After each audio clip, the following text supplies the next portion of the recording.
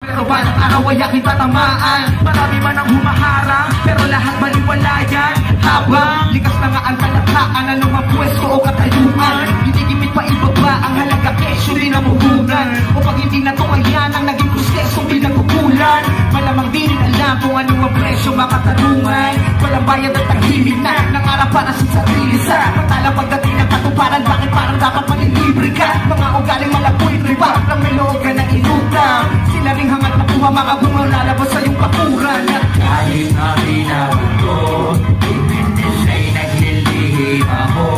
Di mo kailangang hanapin ang bagay kung lakang ang pag sa pagiging ako. Kaya